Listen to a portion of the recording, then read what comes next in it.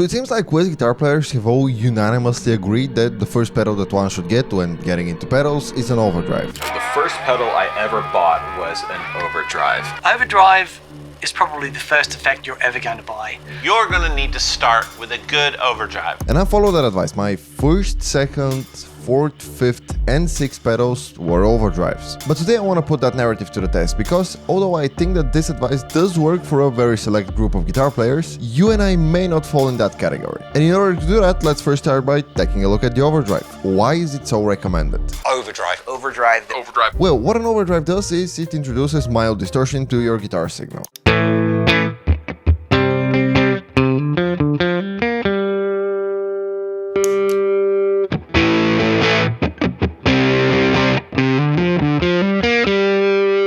And there are two main ways to use that. The first one is to use it as a boost. In a scenario like this, we're not actually using any of the distortion available inside of the pedal, but we're rather just using its ability to make the signal louder so we can push the front end of the amp harder. So the amp produces more of its own distortion.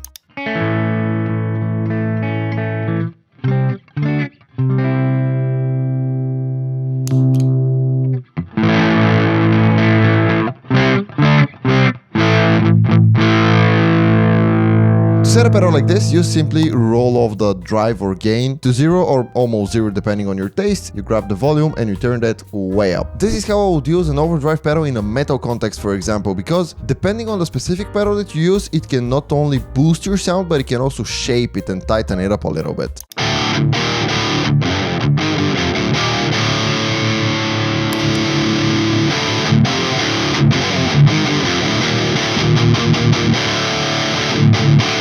The second way to use an overdrive pedal is like an overdrive. In a scenario like this, you can use the gain control of your pedal like you would the gain control of an amp. Meaning you can set it low for like an edge of breakup tone, or you can push it a bit higher for a crunch tone.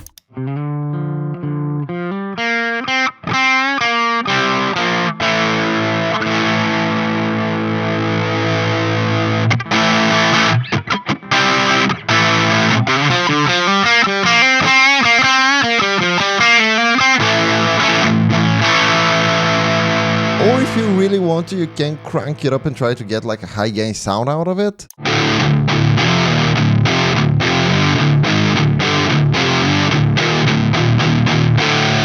But I would not recommend that. If you're looking for like tight amp-like high gain sounds coming out of a pedal, I'd recommend taking a look at the 5150 overdrive, because it's not really an overdrive. I know it says overdrive, but it's actually a preamp pedal, and that's why it does high gain well. I know it's a bit confusing. But yeah, you can use overdrives in many more different ways. For example, you can stack them.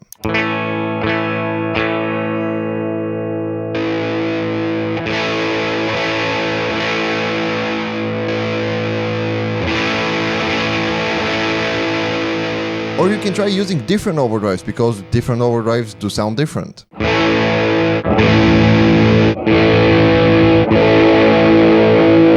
Yeah, contrary to the clickbaity title of this video, overdrive is a great first pedal.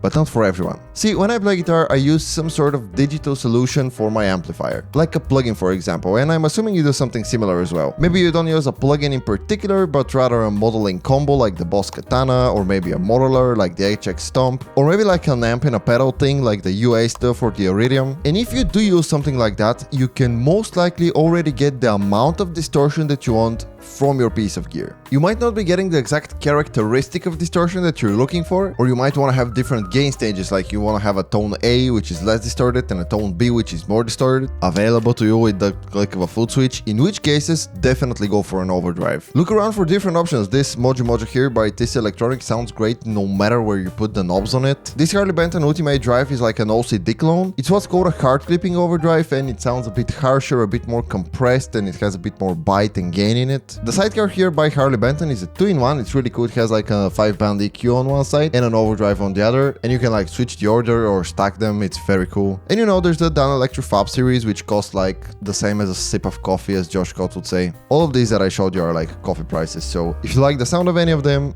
you can most probably afford them. So yeah, if you're trying to solve a particular gain related problem that you're having, definitely go buy an Overdrive. But if you like the sound of the distortion that you're already getting from your modular amp plugin thing, and you do not need the different gain stages, or you have like a MIDI switcher, or you have that figured out, in that case I think that there are some way more practical and more importantly way more fun pedals that you can get. For example, a looper. Now what a looper does is it loops whatever you put into it. No, really. And what this allows you to do is to jam by yourself. No backing track, no other people, no software, no nothing. Just you and the pedal making music.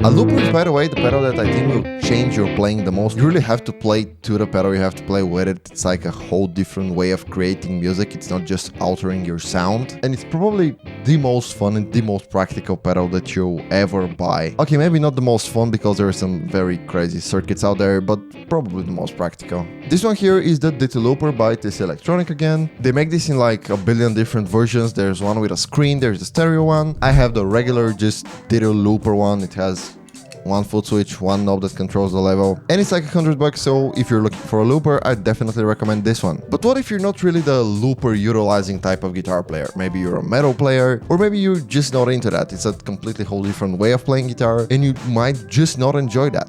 Well, might I recommend the delay pedal?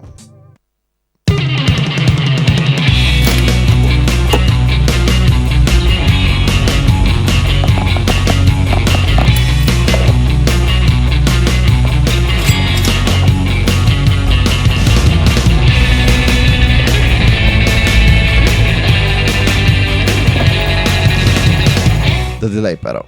Yes, I actually went out and bought it for this specific video, so please subscribe, you know, to the YouTube stuff, please. Okay. What a delay pedal does is it repeats whatever you put into it. But it's not like a looper where, you know, it plays it over and over and over and over again. It's more of an echo effect, like hey, hey, hey, hey, hey, hey, hey, hey.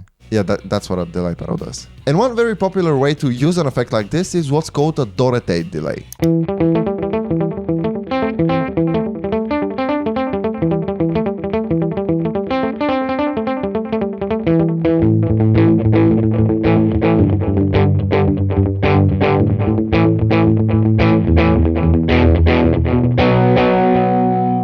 You can also just use it to add more space to your guitars.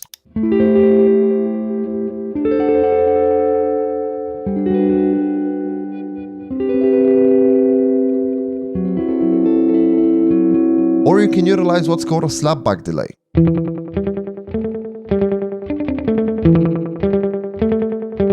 Delay pedals usually have a time knob which controls how fast the repeats are.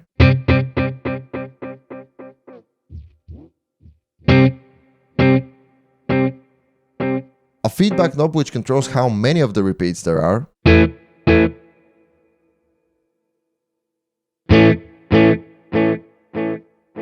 And a level knob which controls, you guessed it, the level of the repeats.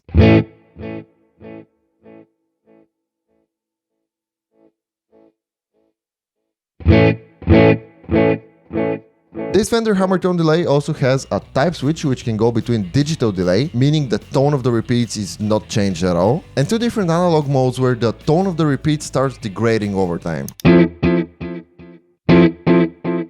There is also a mod switch which turns on a modulation effect on the repeats, and out of the box it sounds bad, it sounds pretty stupid, but if you actually open up the pedal you'll find two trim pots. One controls the speed and the other one controls the depth of the modulation. You can adjust them with a screwdriver and you can make it sound actually pretty good.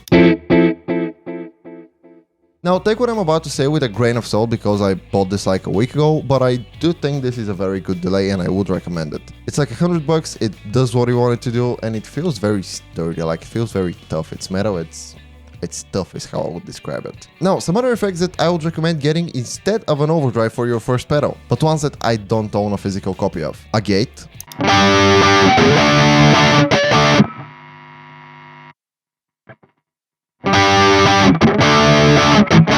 Or a whammy or octaver.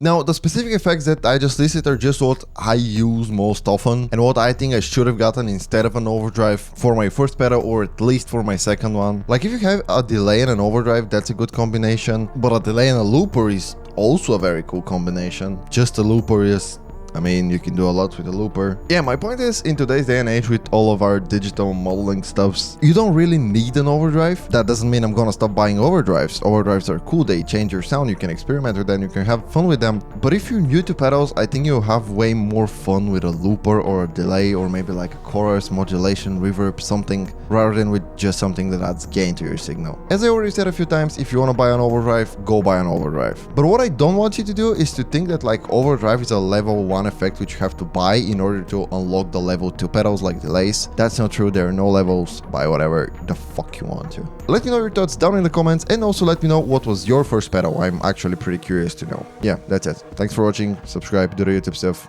Bye bye.